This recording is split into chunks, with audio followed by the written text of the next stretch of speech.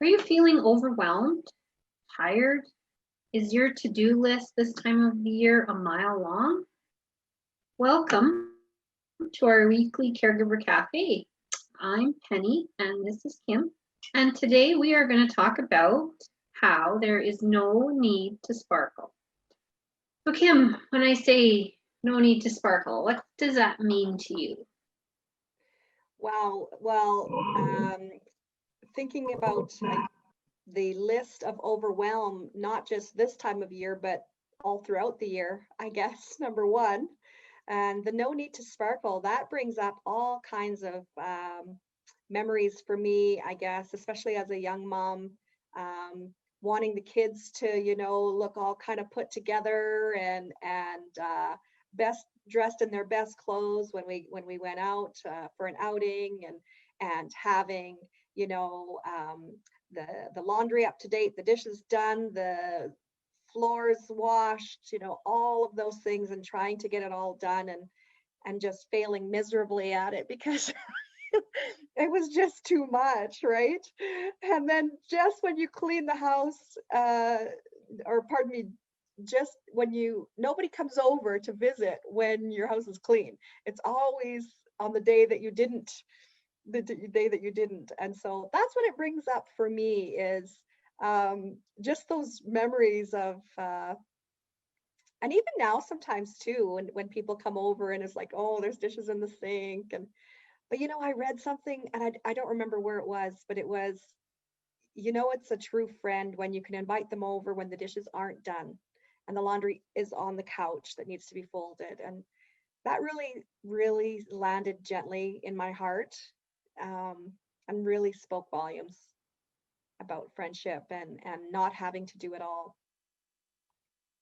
How about you, Penny? Well, we got this idea from a Virginia Woolf quote, and I'm just going to pull that up on my screen here. So, no need to hurry, no need to sparkle, no need to be anybody but oneself. So, as you said, often it's mothers or primary caregivers, really, not just mothers, who have this tremendous, burden's a strong word, but expectation perhaps to carry the load. And it's not just a physical load. So when I think about not needing to sparkle, I think more about those ideas that you suggested too, like that huge to-do list, but also the idea that it's supposed to be joyful, right? That these are, you know what I mean? That idea that it's supposed to be this seamless sort of effortless, that's the word, kind of thing that as a mother or a primary caregiver, you just are able to do. And it's not effortless. And the idea that you can't let anything go, and the clean house, and if you celebrate Christmas or a holiday around this time of the year, that makes it that much more so, because not only do you have all the regular things you have to do, you've got these often you feel there's an expectation you need to provide sparkle for others as well. And this year in particular, with the isolation and the new rules about families, it is more, you don't even have those helping hands around, right? And you're feeling a sense of loss, and the best friend who doesn't mind your dirty dishes can't come over, which can be a plus because nobody can come over. So I don't want to make light of it if you're feeling isolated, but there is some benefits to just you in your house. Yeah, to me, it's about the put on ideas about what it means to be a caregiver, a parent, a person in the world, even, because it's not just for parents and caregivers. There's all kinds of ideas about, for me, it's that concept of effortlessness. That's what it is for me. Yeah, and to make it look like it's all you've got it all together. You're put together, the kids are put together, your house is put together, everything, and it's all just sort of magically happened or effortlessly happened. when in fact that's certainly not the case. It makes me think of a wise friend once told me to, well, actually it was some advice that she was given some parents, and we were doing a group session together and facilitating it, and she said for everybody to put their capes away, their superhero capes. Quit flying around trying to make it all look effortlessly and have it all done, because all that was doing was just, we were all just running ragged, you know, trying to do it all. And you know, when we do that, unfortunately, there's a couple things that happen. Well, first of all, we run ragged, and then we can even begin to get resentful of it. And number two, if there's children that are watching, we're setting these high standards that we can barely even, if we manage to meet them, we've probably run ragged, but they can't then either. And they've got, you know, these high expectations then of themselves on what a household should look like, or Christmas should look like, or a special holiday, or even a birthday should look like, you know. And when you're running around trying to do all of that with your cape, your superhero cape on, you're missing the moments that you really take away in years to come, and you look back on, are those special moments. It's not how clean the house was, you know. And so you're missing the opportunity to be present in those precious moments that fly by so quickly over the years, and miss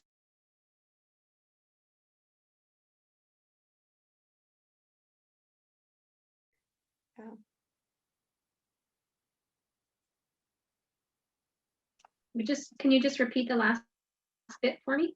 You froze there. Sorry. Oh, did I cut out?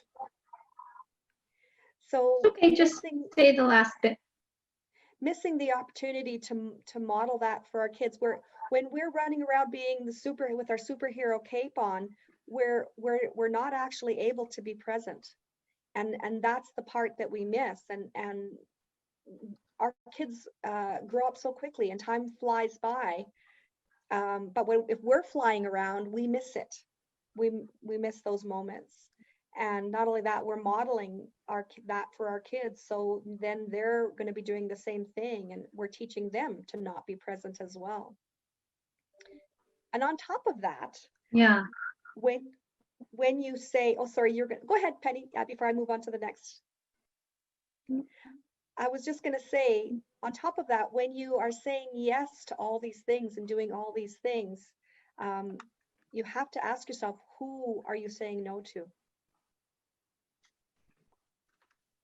Mm-hmm.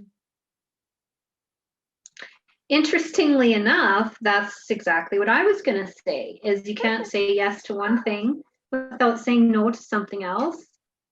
And quite often that no is for yourself. Yeah. And that brings us to the whole, you know, empty cup, full cup. Yeah. We had an interesting discussion this morning in one of my groups about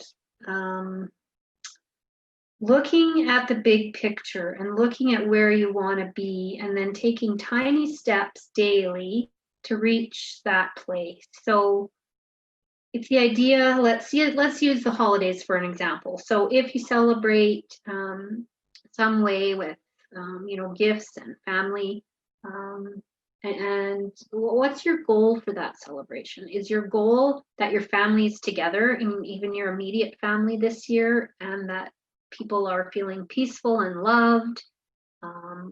So if that's the goal, what's the one small step you can take today towards that goal? And you have to, in my opinion, you need to include yourself in that goal, right? Or maybe even do that for yourself first. What do I need to feel peaceful? Because I can tell you right now, if you're feeling peaceful, that will flow through your household and your family. So that might be a place to start when it all feels so overwhelming, is what can I do today? So the one mom was going to bake cookies, or, you know, play dance, or just little things. And what you said, that that beautiful idea of being in the moment. Mhm.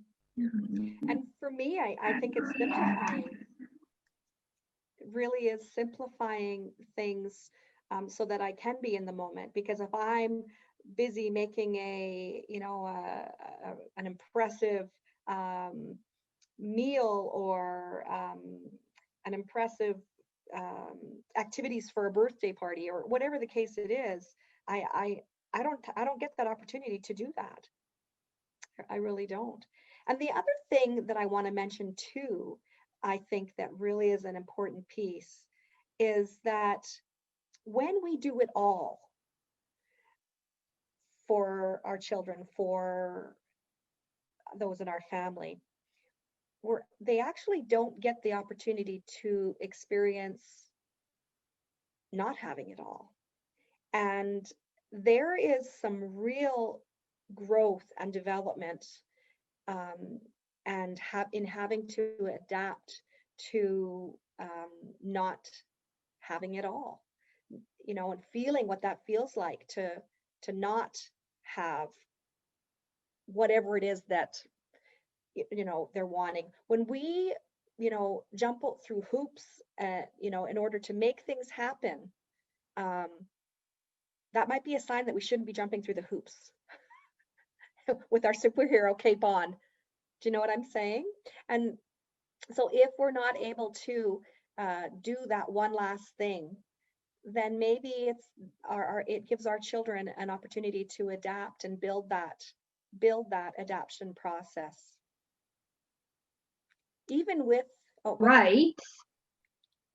Because what you're saying, when you say that, I think back to the sparkling business and the modeling business. So when you're jumping through hoops to get your sparkle on so that your children or the people you care for have it all, that's what they learn is important about those family occasions, is the sparkling part, right? And yeah, that's important. That's bringing that together for me. That's super important.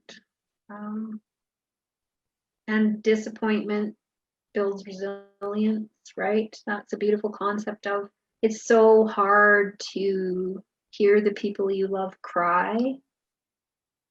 And sometimes you have to really reframe that as, it isn't sad, it's wonderful that they can cry. They didn't get this or that, or there's lots of opportunities for growth in disappointment.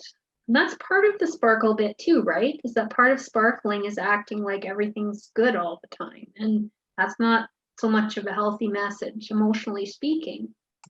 That's right, because we have to make space for those feelings before we can say or offer the other side of the coin. We have to make space for those feelings within ourselves and also within our children. So if we stop jumping through the hoop and they didn't get whatever it was that they wanted to make that a really special time, they might have some sad feelings about that.